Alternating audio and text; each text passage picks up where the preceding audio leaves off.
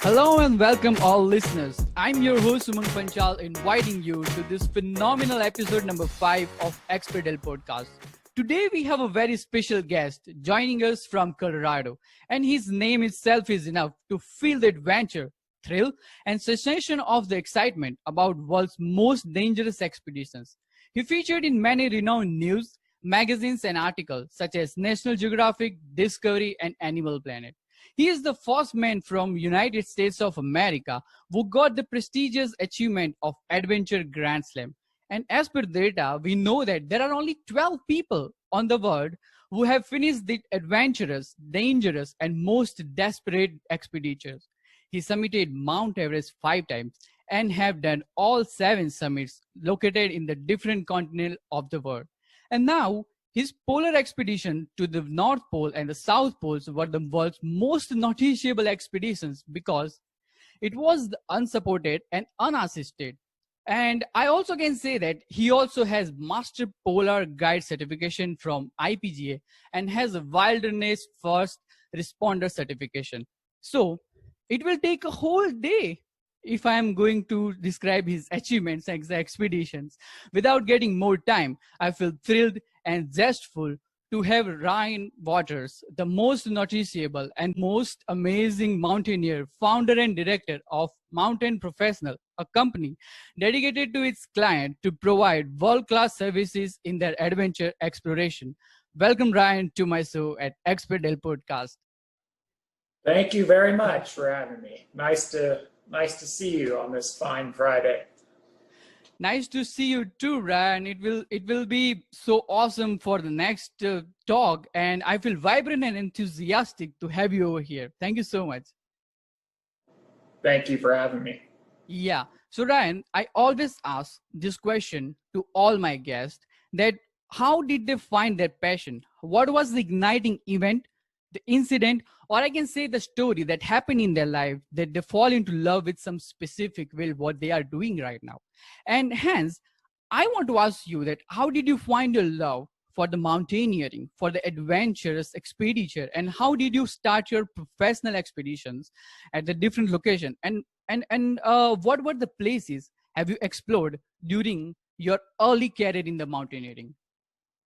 Yeah, I think it's similar to a lot of people where I grew up just really enjoying the outdoors and like backpacking when I was growing up and things. And as I got into I was about 18 when I discovered rock climbing. And that was the thing that really kind of launched me into really getting out and kind of more stuff, not just backpacking. And I got really into it through my college years and then after university. And so I was actually working as a geologist for a few years after school and taking trips with friends to go climb stuff and go rock climbing all the time.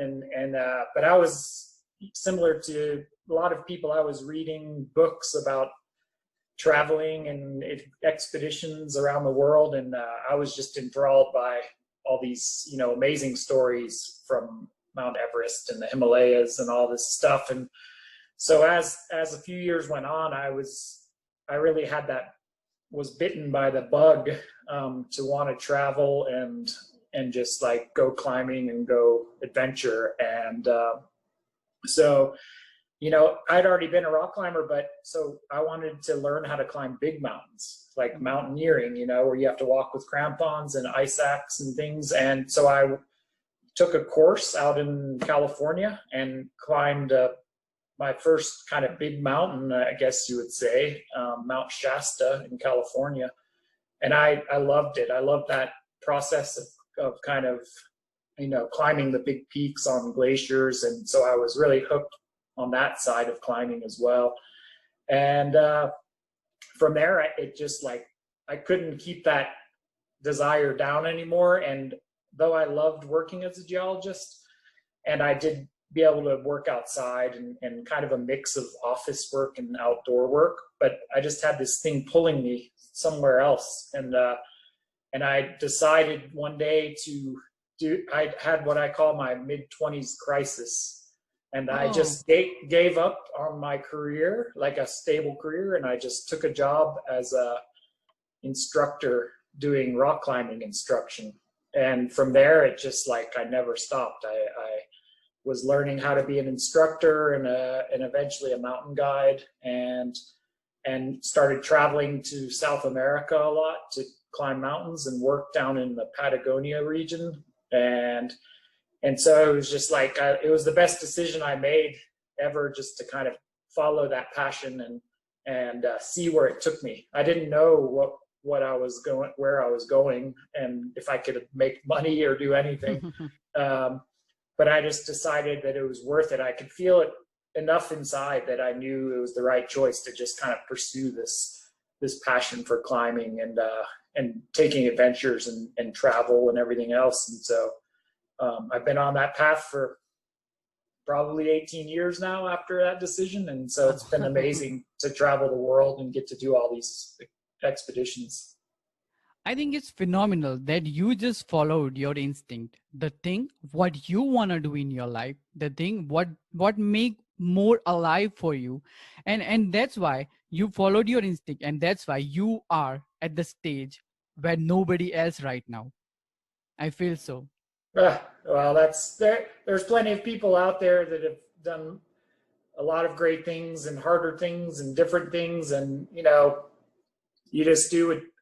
Follow the passion, like you say, and see where it takes you. And for me, I've been lucky to get very good connections with people throughout the years that, I just happened to run into and stayed in touch with, and got opportunities to go do some trips that, maybe I would not have had that thought or something, but I said yes. And the key I found is saying yes and like taking chances and like kind of going and doing some trips, even if it's a little out of your comfort zone. And sometimes that leads you to new things that are basically what happened to me. I mean, I just kept climbing and climbing, and then eventually got into polar skiing through,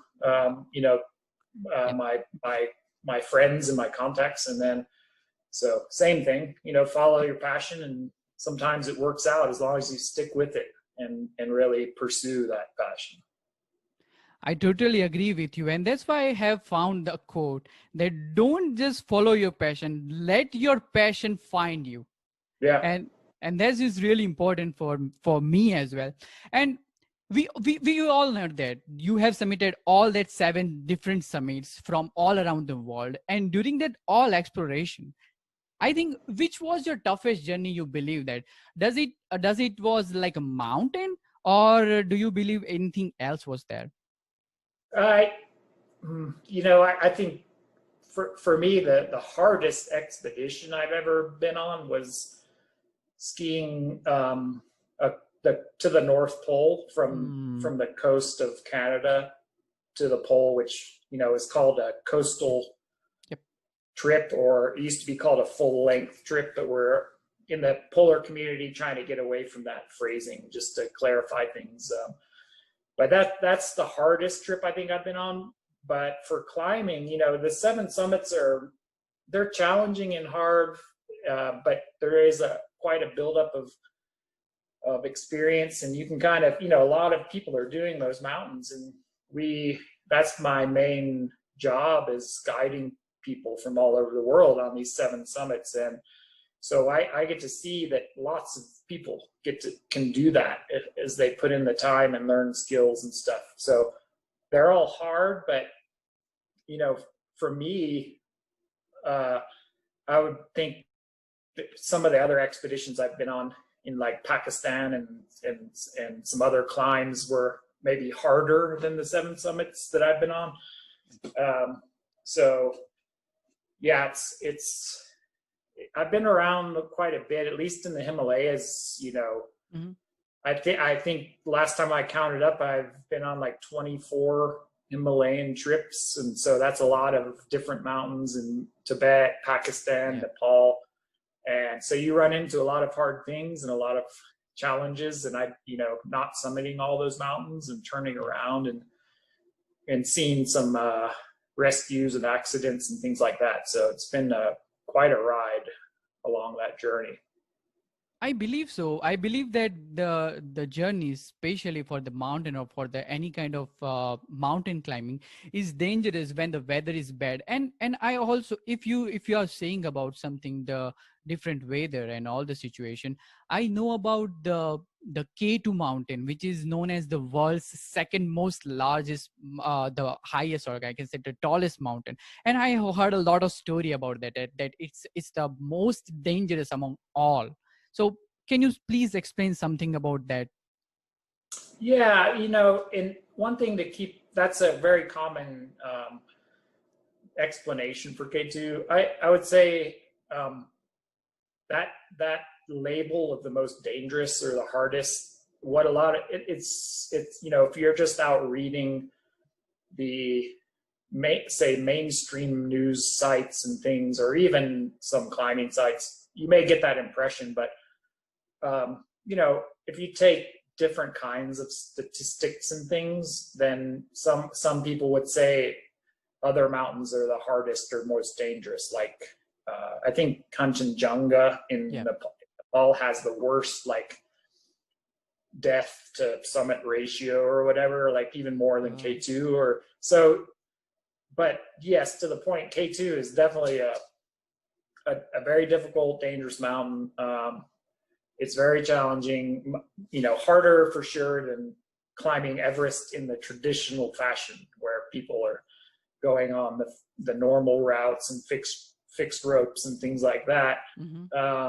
Because everything is relative, right? Like there's much harder routes to climb on smaller peaks than say climbing Mount Everest via the normal route that is fixed with rope every year and things like that. So, but yeah, K2 is definitely challenging. It has some hard weather comparatively to Nepal, the Everest area, and it's just steeper. The route is steep the whole way, and so it's challenging, and there's some issues with avalanches on the main routes and rockfall and everything else. So you definitely have to have all your senses firing when you go to K2 for sure. It's challenging. Got you. I understand that. And the another thing I have always keep in mind when I was doing my camping outside, it's all about the weather. It's all about the climate, how it should be. When you are there point, it should be great. It should be good, at least as per the prediction. So how you decide about the dates and the time for the trips especially for the mount climbing, the Everest climbing? And do you really rely on the Nepal government, or you have your own forecast team for the weather condition over there? Yeah, all the mountains, some you can climb all year if they're lower in different parts of the world, but specifically there in Everest, it's the best season is in the springtime, so April, May, and that's largely driven by the monsoon that comes up from Bay of Bengal each season. And so you have the monsoon weather in the summertime.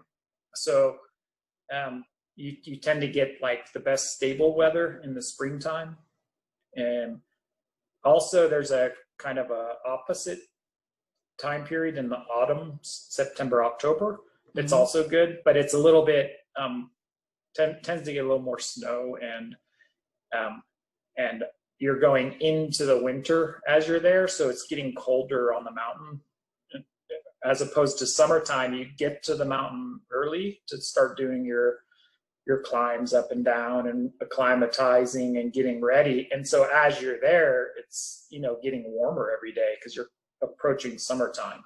So that's the reason you see all the summits mostly in May, because people have spent April in the early part of May getting ready as a group or a team and doing their rotations on the mountain, and then getting ready for that kind of mid-May to late May summit window that happens because of the pressure coming from the monsoon and raising the winds above the summit on certain days, because it has a tendency to push the jet stream that's always on the upper mountain a little higher off the top. And so those are the windows that we're all looking for, is when that wind's going to lift up high and get off the top of the mountain, and have like stable weather. And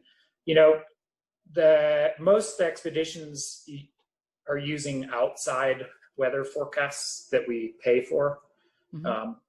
And specifically my company, we have a professional weather forecaster that does that expedition for us. So he's sending us via email like graphs and forecasts for upcoming days, so that we look at it and start thinking, about when the best weather window is going to happen, and then plan accordingly to try to get in position for the summit. I understand. So you for your company, you have a special team that can guide you for the better weather and the situation over there. Yeah. It's more and more the weather system, or let's say meteorologists worldwide, they've been pooling information on certain forecasting sites, and in reality you could use the Nepali government has a pretty good forecast, and that's mostly our Sherpas that work with us. They're always looking at that forecast, and so I take what they say is on that, and then compare it against the one we're paying for, and then maybe take one or two other online resources while we're at base camp, and I kind of compare all of them and see if it's looking like they're true or not, and then kind of going from there. Okay, I just got that information that there are a couple of other things you rely on that, and by collecting all the information from the different sources, you will get all the background for the weather, and then you can make your decision when to go and when to start the expedition. Nice. Yeah. So I believe that Mount Everest is such an amazing thing, but I feel that it's the story of life and the death and the strength of the human spirit. And I can say, yeah, it's the world's legendary mountain, but it's also the notorious mountain, I believe. And the reality of the Everest is really impossible to comprehend. But the thing, what happened when I was watching a story of Shreya Shah, she is a Canadian girl.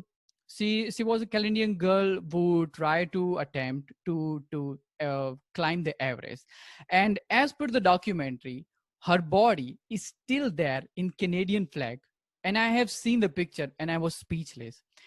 It blew my mind that still the body is there on the Everest. And also the movie, the Everest, as per that, the main character Rob, the body of him is also there, and I was like, whoa. Means it's the most dangerous, it's not easy task, and that's why you already submitted the Everest 5 times, and I know that each time you did, you may have faced like some uncertain situation and the bad weather conditions, and that's why, have you ever felt that these conditions are beyond your limits, and it could be the last moment of your life? So have you ever felt that kind of things over there? Yeah. I've felt it before personally, but more on I would say more tied to like avalanches, like being at the wrong place at the wrong time, and having something coming down, and you're kind of worried that could be the end. But Everest, it's so basically what happens is, when you're just like anything else in life, if you do stuff more and more, it tends to get a little easier, right? So if you're climbing big mountains and like Everest, it's always hard for sure, and it's always tiring and tough mornings and cold and all the stuff. But as you do it, 5-10 times, like some people, it's where everything is coming, where the next rest spot is, where all the stuff to expect. And so it becomes a little easier mentally as you do it. Then you're just at the whim of all the environmental stuff, like is the weather good, or is it going to suddenly a storm comes, or in my personal kind of world, it's like, how are the clients, because I'm always guiding people, so that's your main focus, really. You as a guide, you're really not even thinking of yourself while you're climbing anymore. You're just like, well, it's a great morning, but how are my people doing? You're only thinking of what are they clipping on the ropes correctly? Are they feeling good? Are they having a problem with altitude? All this stuff is running through your head, and you don't really think of yourself that much anymore.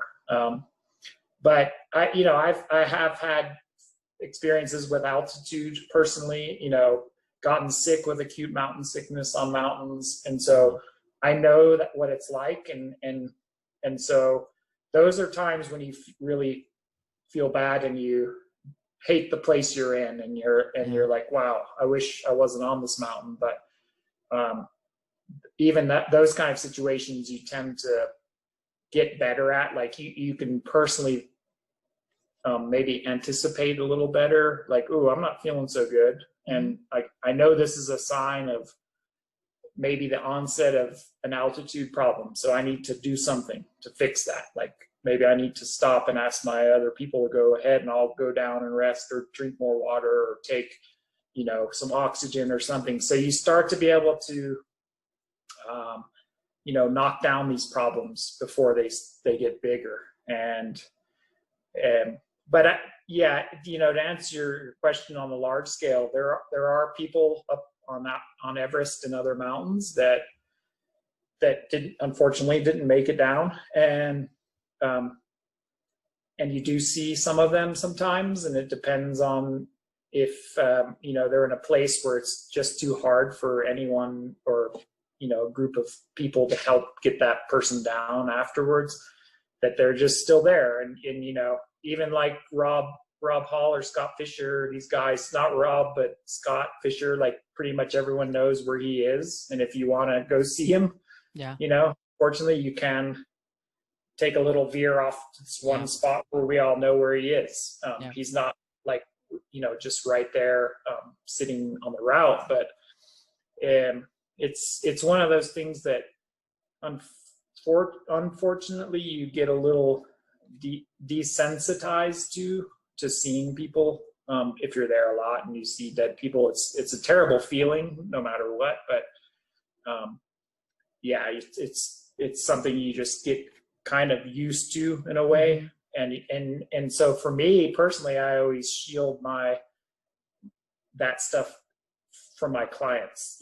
Like I don't have to focus on the person laying there. I can just be like, hey guys, right up here, we're gonna have to go around this person, don't look down, just think, and for a lot of people that's very weird, strange to hear, and they would even say like, that's very selfish of you to just be still climbing for yourself while there's a person nearby. And I understand that people would say that, but it's also important to remember that those people were doing the same thing we're doing. They were trying to climb and something happened, and it's unfortunate, but people still will climb the mountains because they get something else out of it. They love it and they want to do it for their own reasons. So we still go. I got you. I understand that what you have said, and you said one important thing, that you want that you don't stand over there at the wrong place at the wrong time. And if you are there, it can be the critical moment to survive at Everest. And that's what the thing happened with me when I was reading a book of Everest. I got these names called as Dead Zone, the Hillary Step, and one of these is like a east south ridge, And I feel that these are the points, these are the places which are like a wrong places, but I have to clear that points in order Yeah. to submit the Everest. So what do you think, why it's named as a death zone, and why it's so difficult, and what do you think about it? Well, the death zone is kind of described as the altitude above 8,000 meters. Okay. So that's why you hear it associated with Everest a lot, because it's one of the 14 8,000 meter peaks and the most famous one that everyone talks about. And so Hmm. you'll often hear, the death zone on Everest, but in reality, there's 14 mountains where you have to be in the death zone if you're going to try to climb them, because they're over 8,000 meters in altitude. And that's what that refers to. And it's just kind of like a biological altitude that has to do with the barometric pressure and the effects it has on your body, and with regards to processing oxygen in your body and everything. And so it's kind of just this ceiling, or that a lot of doctors say once you're over that, Hmm. realistically your body shouldn't be able to survive for long times, because it's just too different of an environment for the human body to live in that kind of barometric pressure, and the less oxygen per square foot in the air Okay. to breathe. So that's why this death zone is thought to be like, the whole idea is you want to get up and back down out of it Hmm. really efficiently. And on Everest, at least on the Nepal side, Hmm.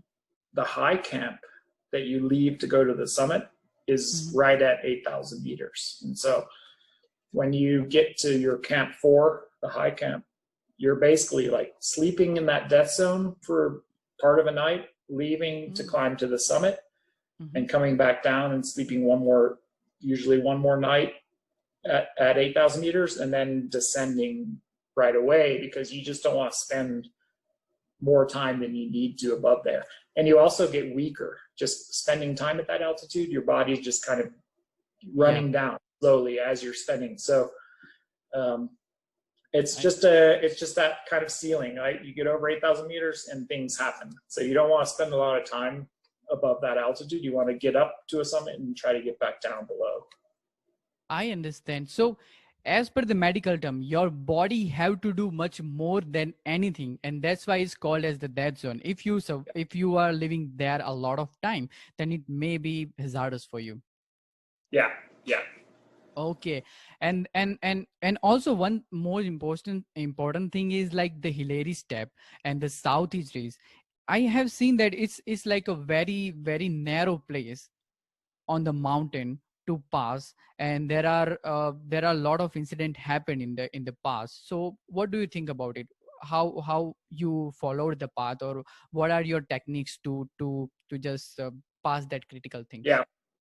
It's kind of, I mean, I've been climbing the first time I climbed the Nepal side. I climbed the Tibetan side first back in 2004, but then I climbed the Nepal side on 2008 for the first time. And I can see the dramatic difference in how difficult the Hillary step used to be back in Okay. 2008, and it's changed quite considerably till now. Like I wasn't there this year because of the pandemic, but last year the Hillary step was actually quite easy compared to what it used to be. And a lot of people think that part of that may be due to the massive earthquake that happened in Nepal in 2015, because there's kind of this one blocky section right there next to the Hillary step that kind of is not showing up in pictures as much. So it's kind of like this debate of, did it change? But it's just on the narrow ridge, very close to the summit. It gets very narrow at the bottom of the Hillary step, and you have like a very big drop off to your right, like thousands of feet, pretty much straight down if you look over the edge. Okay. And then to your left, it's a little less steep, but still many thousand feet to your left. And so you're on this very narrow little walkway on the snow. And then the Hillary step it just suddenly gets steep for about 10 meters. And it used to be like rock that we would have to climb, Okay. rocky, icy, and thankfully there was fixed ropes there, so it made it easier and more safe. But nowadays it's more snow. It's still steep snow, but much easier than it used to be, and definitely more secure feeling, because I never had a problem climbing up the Hillary step. It's more scary actually rappelling back down it, because you're looking down and you see the massive drop-offs. Oh, and yes. So when you're rappelling and just relying on that rope, and you get the feeling of big exposure there, and so you're really just hoping that rope holds like it should while you're rappelling down. I understand that. Yeah. Now I can feel the difficulty while you are returning back. It's important to take care of yourself. You have the joy and the excitement to summit the mountain, but you need to take care of. You have to reach to the to the bottom as well. Yeah. Right. I have heard this beautiful sentence that it's an altitude. It's not an altitude. It's an attitude in order to summit the Everest. And Everest challenges the human spirit, the capabilities, and I can see the willpower and perseverance also. And I believe that it is the world's most throbbing attraction in every mind to summit an Everest once in his life.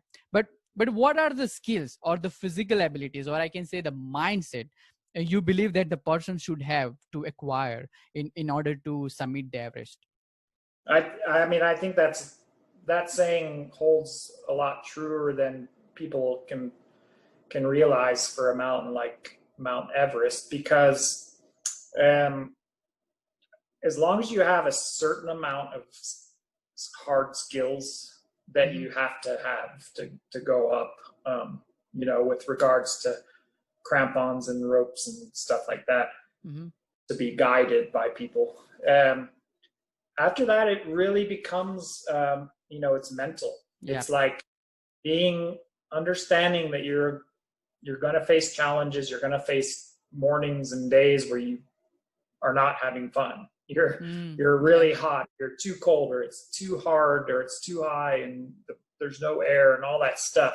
But if you have it in your mind that you are going to put one foot in front of the other and take care of yourself, eating and drinking and looking out for your people you're climbing with, and you just keep going, you can keep climbing and make it to the summit, as long as you have the willpower that you set out from the very bottom with that. And it's a marathon of a climb. It's because it's so long, a month and a half usually of time that you're spending there, that you have to just take it as a big marathon, and don't even think of the summit when you first get to the mountain. You're just trying to go to Camp 1 first.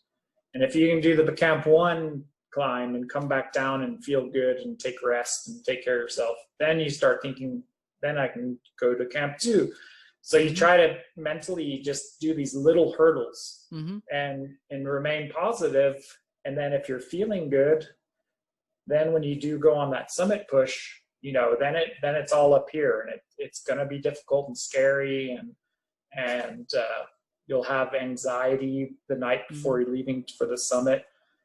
But having that positive mental attitude is huge.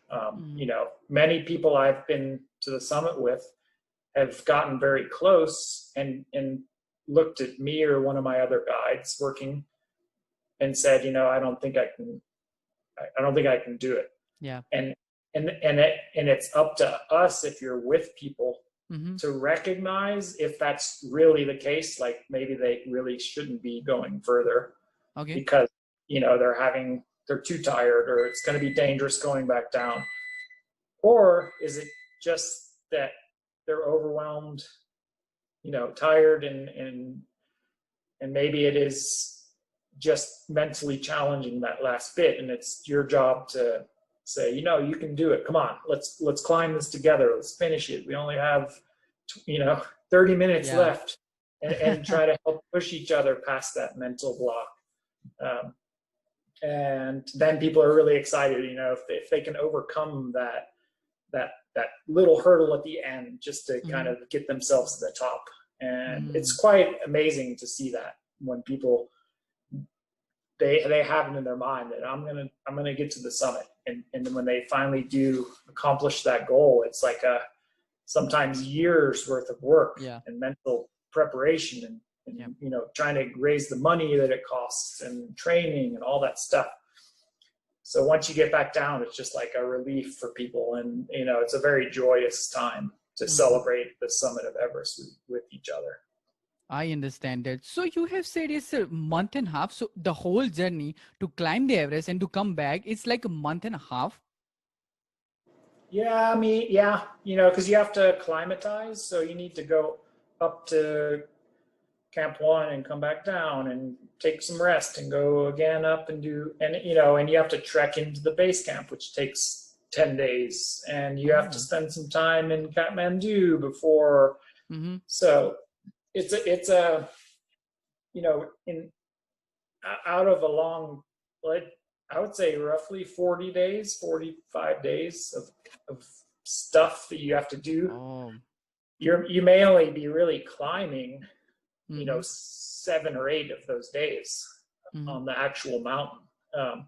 The rest of it is like trekking the base camp and rest days at base camp, and doing all this other stuff that it takes to get up to the summit. So it just takes time, and then so it adds up basically. Wow. So I think there are 4 camps are there. Camp 1, Camp 2 until Camp 4. And then after Camp 4, there is the summit. Yeah. Okay. I got you. And I would like to say for you, Ryan, that your company, Mountain Professional, have such a tremendous reputation, and the customer satisfaction by the services and the supports that you provided.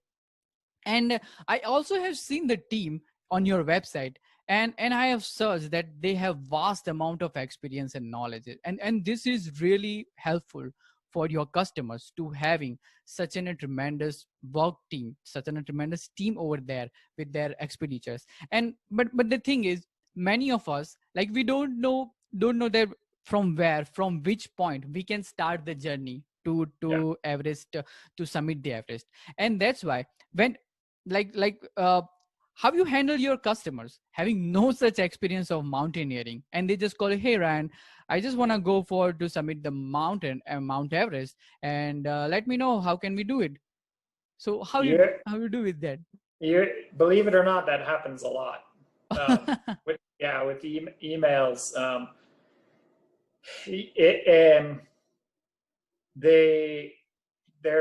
It's kind of not an easy answer to the question, in that some people may be ready to attempt to climb Everest with a guide much earlier than someone else, just because of like their preparation, their strength, their skills, their experience. And the only way you really know that, or the best way you know it, is if you do some trips with people before, right? Because then you're like, oh, we went to a mountain in Argentina and climbed that, and it's high and all this stuff, and so you can work with the person and start to know their strengths and weaknesses, and explain, maybe this other one is the next step you should do before ever, and you can kind of coach them on getting ready for a real and safe attempt. Because for me, as an owner of a company, I don't want to just take people to Everest and they don't have a real chance of summiting. I want them to be prepared, so that they're really like, we're thinking like, they're probably going to summit. That's our thought, because unless something goes wrong that we can't foresee. So partly answering your question is if someone asks us out of that we don't know, say on an email, and they are like asking, I want to climb Everest. Okay. You know, first thing we'll say is, great. You know, I always try to be like positive, and that's awesome. Great dream to have. What's your experience so Okay. far? That's the first question. And more often than not, if that person doesn't have any experience, you just never hear from them again, because you're already putting up a roadblock in their mind. Like, oh, I don't want to put in some time or effort to get ready. I just want to go do it. Yeah.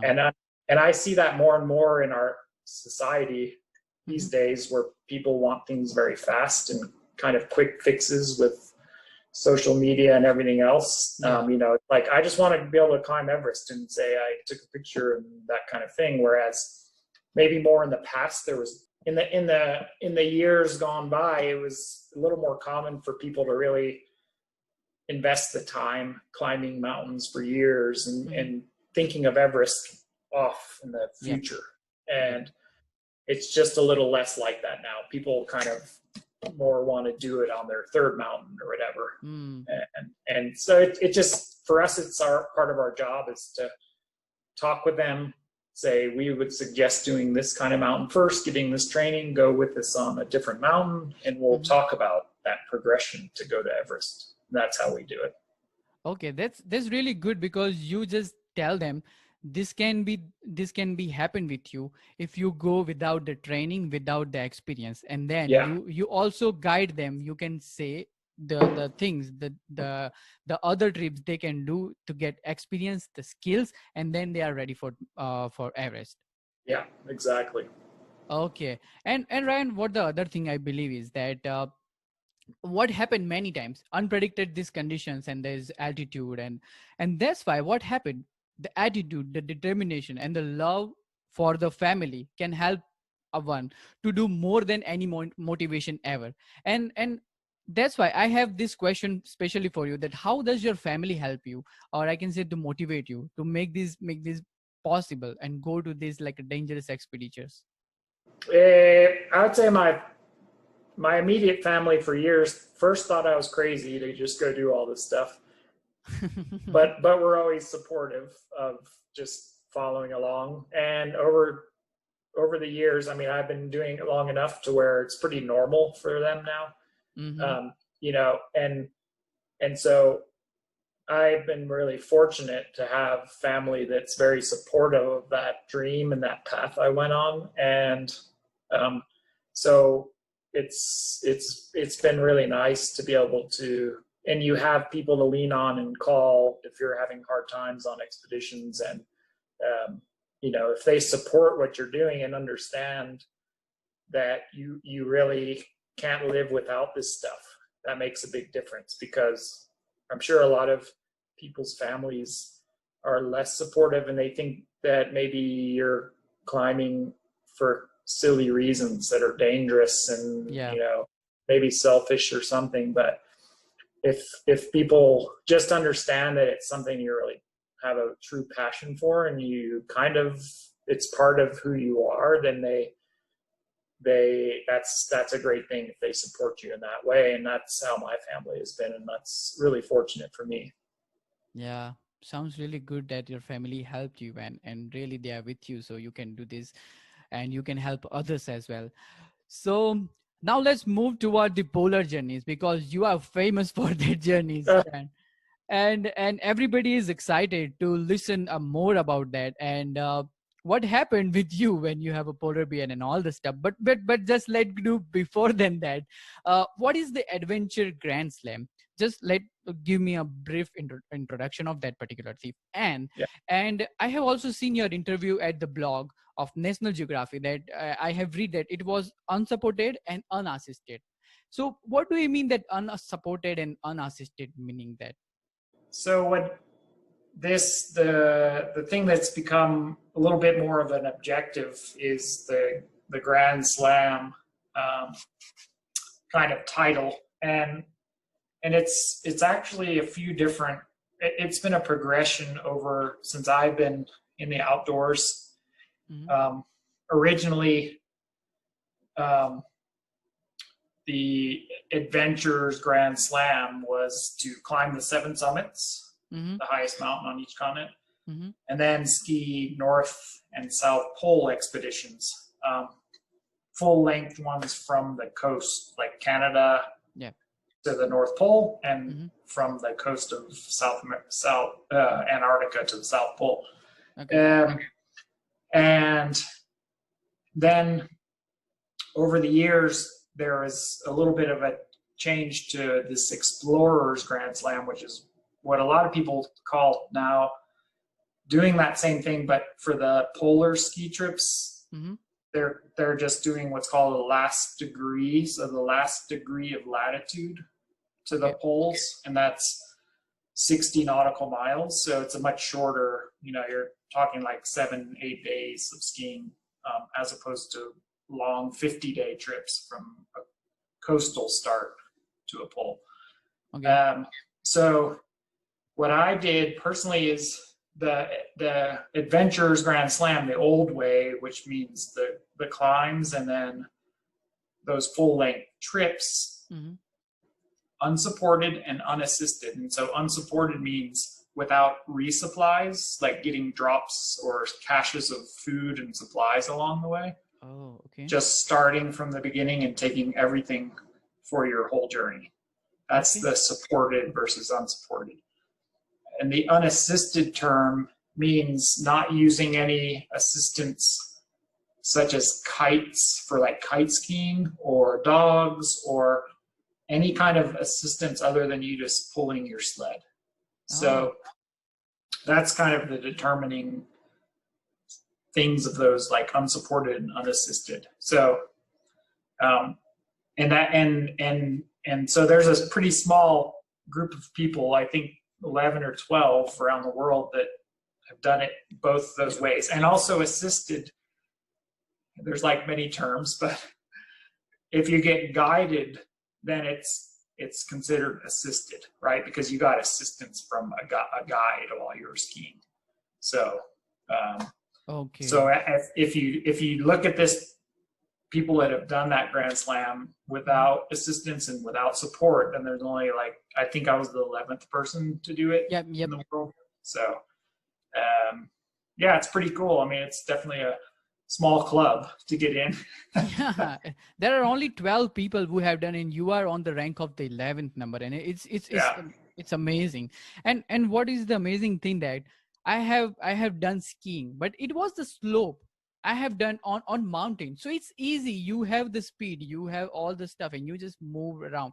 But when it's time to move for the at the North Pole, at the South Pole, what are the situation over there? Like I can say there is no any rock, I believe so. Right. And there are No.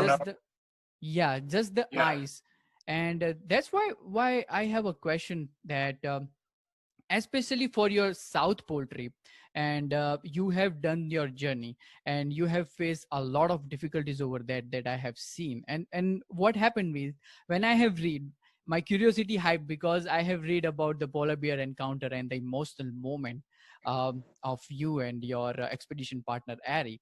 And it blew my mind that it can happen to the world's strongest person with also. Yeah. So that's why I'm curious to know that what is the feeling, what is the adventure and the emotion, and also the danger of that particular journey. Yeah. Well, so yeah, up on the Arctic Ocean, so then going to the North Pole is where you have polar bears, and they're out there, and so you're basically in their world, and technically in the food chain. And so yeah, we had, it's not uncommon for people that do expeditions in the Arctic to have some close encounters with polar bears, and so we certainly had ours with early on in our ski trip, not far from the coast of Canada at Cape Discovery. It was probably, I think it was like 6 days in. And we were pulling along. At the time, each of our sleds was so heavy still, and the surface too rough. So we would both clip into one sled and pull it forward for a while and go back and get the other one. ski it forward. So it was like this leapfrogging thing going on.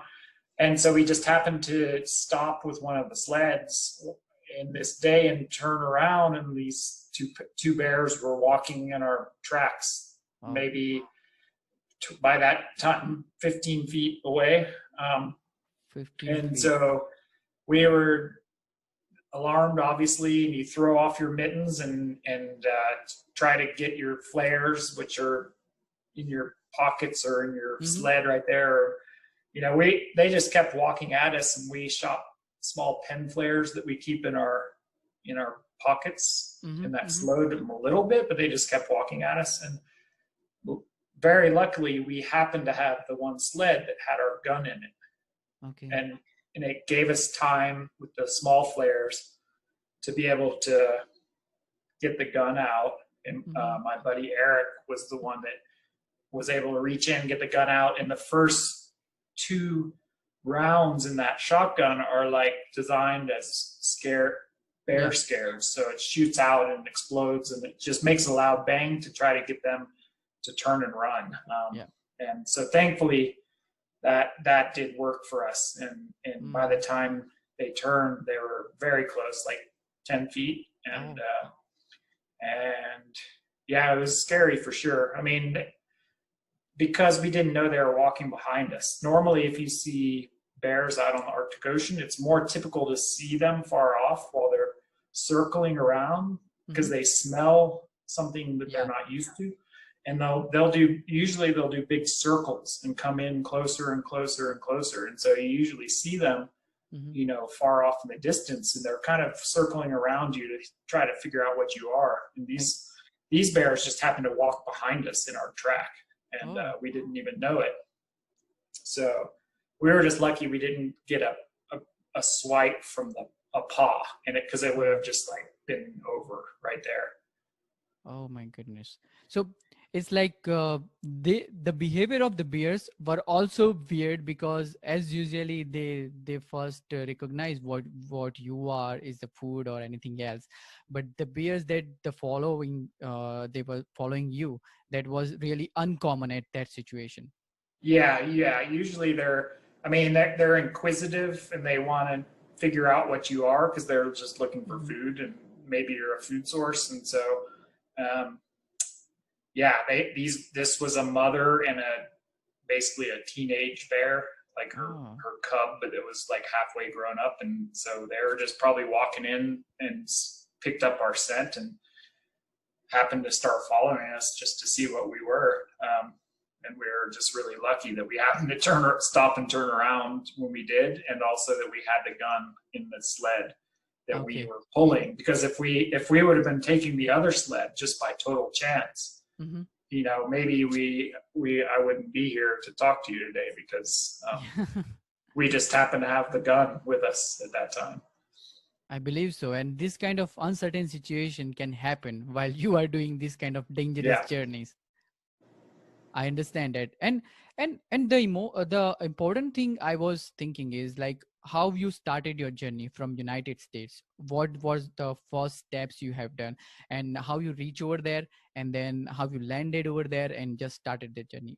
Well, it actually is a lot, kind of like the Everest discussion. There's a lot of time to get it ready. Like we fly from here to I think we went to Calgary in Canada, and then from Calgary up to Resolute, which is a really small town up in the way north. And we stayed in Resolute for almost 2 weeks, getting ready, packing all of our stuff that had been shipped up there.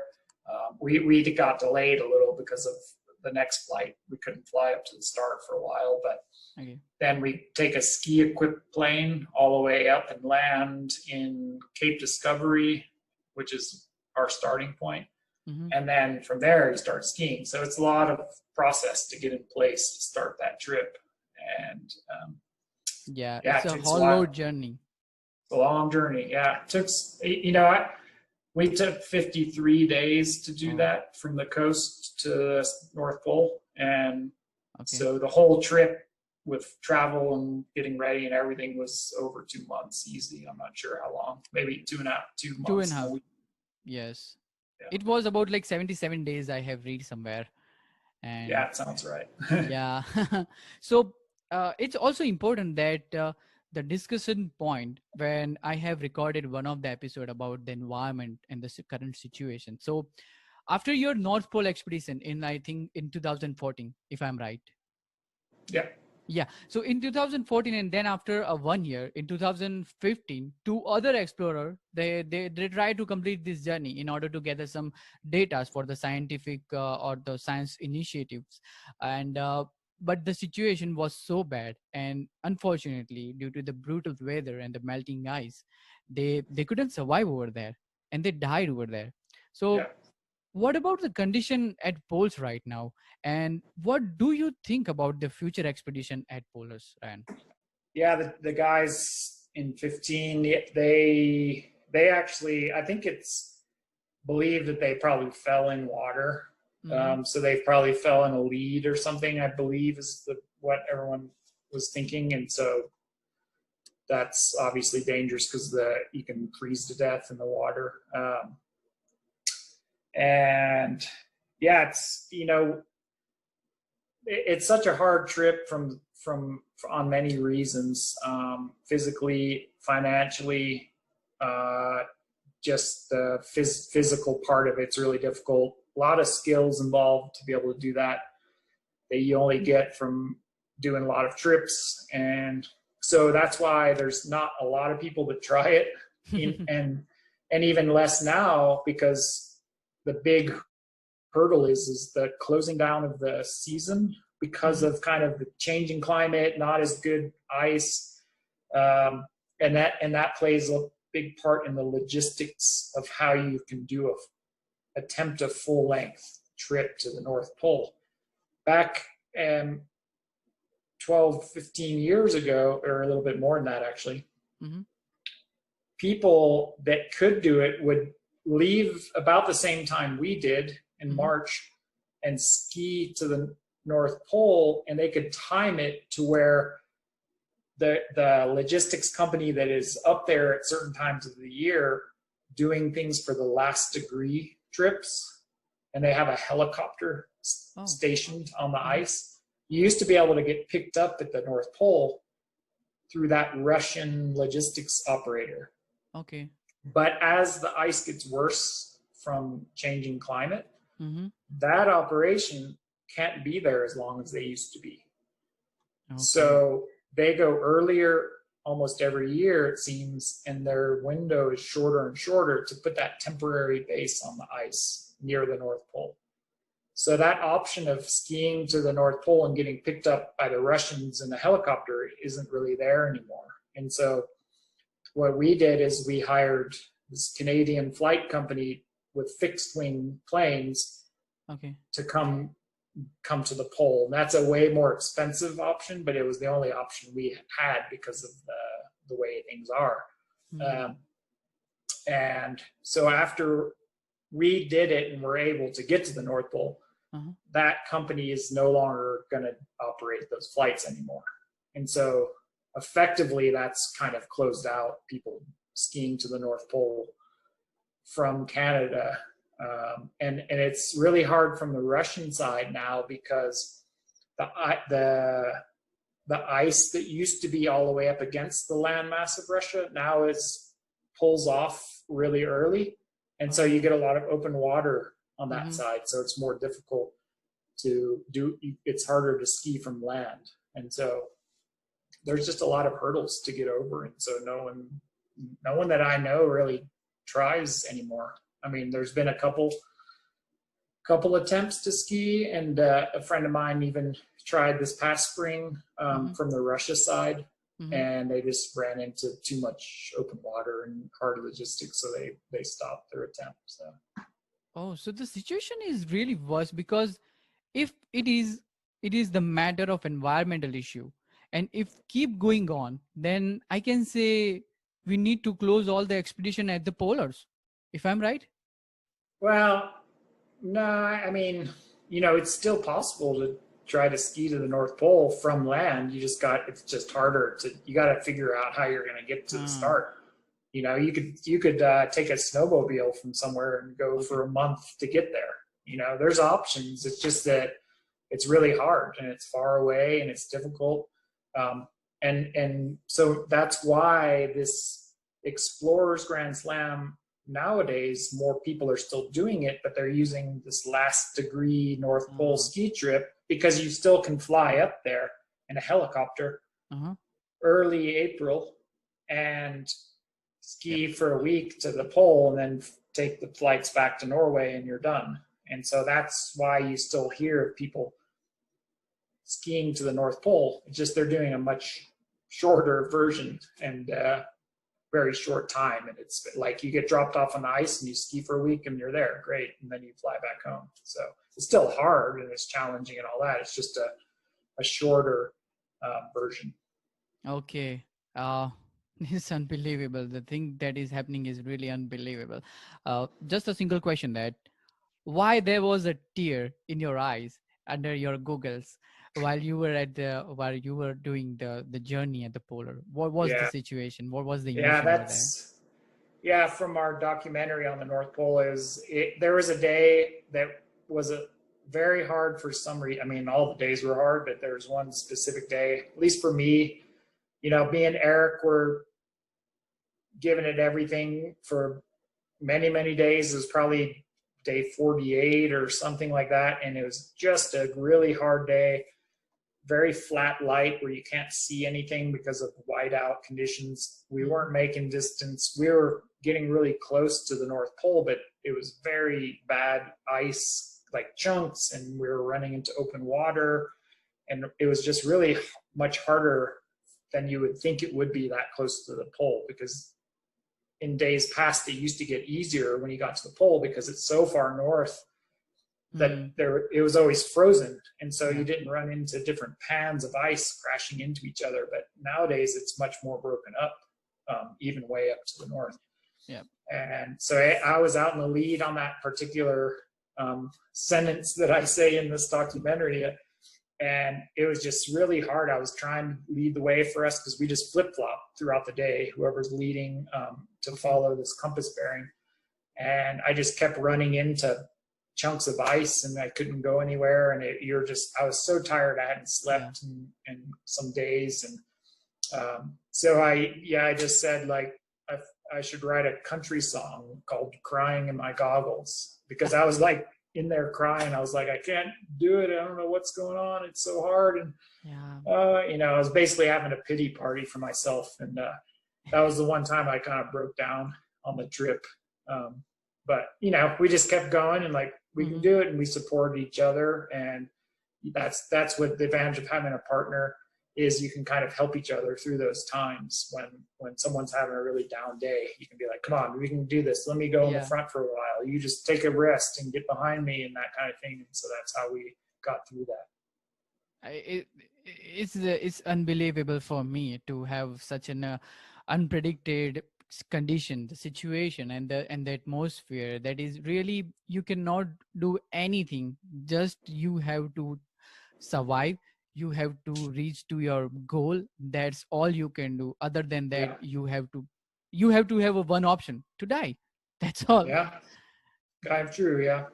And that makes sense for you and your buddy Eric, that you have did all this stuff and just completed it unassisted and unsupported. It's phenomenal thing, man. It's really phenomenal thing. And I believe I salute your motivation to help each other at that situation, to get around this situation and to succeed what you are going to do at this moment. And it blew my mind. Well, that's cool. I'm glad you enjoyed the story. It was definitely a fun experience. It's hard but fun, and it's more fun when it's over on that trip. But I believe so. When you get it done, that's the fun part. I can understand. So now it's the very interesting session of the podcast, and it's like a rapid question answer session where I will give you some of the quick question and you just need to give answers. So the first question is, among all the trips, what is your amazing and most favorite journey? Like you learn a lot, you love that journey during the way, and what do you feel that about? Yeah, I have quite a lot of them, and I have some in the mountains. But I think a really amazing journey was in 2009-10. Me and Cecilia Skog from Norway, we skied a crossing of Antarctica. Wow. And that, to me, that was like, I had skied across Greenland, but I hadn't done lots of polar stuff yet. And so that was a big challenge. Obviously, it's like a huge distance. It took 70 days to ski across. And so that was my first big experience, skiing into the South Pole and then going to the other side to the ice shelf, just off the mainland. And we went to the Ross ice shelf. But that was amazing. I mean, it's very difficult, really hard mentally, but we skied, I think it was 1,800 kilometers in the end. So it was quite a crazy trip. I believe so. I understand that. The second question I want to ask, because generally people do something like a hobby in their spare times, but you choose your hobby as your main career. So what do you do in your spare time? Yeah. It's shifted a lot over the years. I used to climb a lot. I don't rock climb as much anymore. I mostly mountain bike for fun now. So me and a lot of my close friends, they're big into mountain biking. So we do that all the time. That's kind of like our exercise. Oh, that's interesting. Amazing. So you have said it first in the starting of the interview that you have read lots of books, and also which one is your favorite book and author, and why? Oh yeah, I was thinking of this book thought, and I think one of the books that really spurred me, it's not a recent book, but a guy, David Brashears, he's an American mountaineer from back when I was young, like getting into high altitude mountaineering. He wrote a book that was called High Exposure, and that was like a book I read all the time when I was like 20, and really was amazed at this whole Everest and the Himalayas and stuff like that.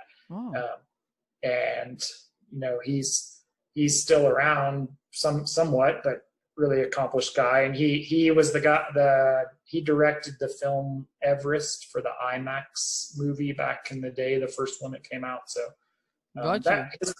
his books were really cool for me. Oh, wonderful. And I have that same book right now with me. Nice. Okay. The fourth question is like, do you have any message for the people who want or who love to explore the Mount Everest or the poles in the future? I think it's, if you have the desire and the dream, I think it's just an incredible journey to do, but take the time and look at it as a big project, like it's an excuse to go to places you would not have gone to in normal life. And so use it as an excuse to go to really amazing spots around the world and enjoy each one on the way, and don't just look at it as like a step to the next one and try to hurry through. I would say really think through and learn the skills you want and need for these different mountains, and enjoy each one for its own experience, and don't just look at the big overall project as the goal. Like, I understand. Choose each one and enjoy it. Yeah, that's really nice. Enjoy that journey, what you are doing, enjoy that thing. That's the main reason why we are doing all this stuff. Okay. And the last question that I want to ask is, I'm curious about this. The definition of life, or the philosophy for life in the word of D. Rayan Waters. That's a good one. Ironically, I'm writing a book right now. Wow. And so I've thought a lot about these things, and I'm going back to the things that drove me personally, and little short sentences that I've kind of realized that I was doing. And I always come back to this sentence: you have to make things happen for yourself. And the reason I say that is I know a lot of people that are like, oh, I'd love to go do that, but they just don't do it for whatever reason. Like, could be family, they can't afford, or they don't have the right job or this. And so I can say I made things happen for myself because I did take that step when I was young enough and unattached with, any family or commitments. And I just took a leap of faith to give up like a more solid kind of career that I could rely on. And I felt the pull so much that I went for my passion and followed it. And it was the best decision I ever made. Thank you so much. This is wonderful. I believe so that everybody have to follow what actually they want to do in your life. And that's the most important thing I have learned from every successful entrepreneur, every successful person in their particular field. And this conversation with you is really phenomenal. And I have learned a lot of things like from starting to end. And the thing to become a down to earth person while you achieved the Everest. And I learned that thing from you. So it's really important for all of us to learn a lot of stuff from Ryan's talk right now. And when you have difficulties like an Everest, and always remember the skills and the mindset that what Ryan said with us. And he didn't say just the life lessons, but some of the most important topics related to the human spirit, the potential, the determination, and the confidence to survive in life. Whatever the condition may be like the Mount Everest, maybe like the dead zone, but you need to make sure that you want to go ahead what is happening in your life. And we are always proud and thankful to Ryan to share such an inspiring and unbelievable talk with us. And Ryan really proved that once we believe in ourselves, we can risk our curiosity, the wonder, the spontaneous delight, and all the experiences that what we wanna do in our life, and that can reveal the true human spirit. And I think this is the one of the best episode of Expedale podcast. And thank you so much, Ryan, for joining us today. I'm really honored to have you over here. Thank you so much. My pleasure. I appreciate it. And best of luck on all of the rest of the podcasts and with your studies and everything else. Thank you so much, Ryan. Thank you so much. Thank you. Yeah. So guys, if you like this video, please subscribe us, like us, and comment us. And you can spread this podcast to anybody and everywhere. Also, we are available on Apple Podcasts, Google Podcasts, Podchaser, Anchor. Also, we are available on Savan and Podcast Guru. We are also available on Instagram, Facebook, and we have a blog also. You can go and just find that there are some interesting news, interesting stuff are there. And also all the keynotes from this topic, from every episode, you can find the keynote as the form of the PDF. You can download it, just read it anytime, anywhere you like. So please go and check. All the links are below in the description. Go it.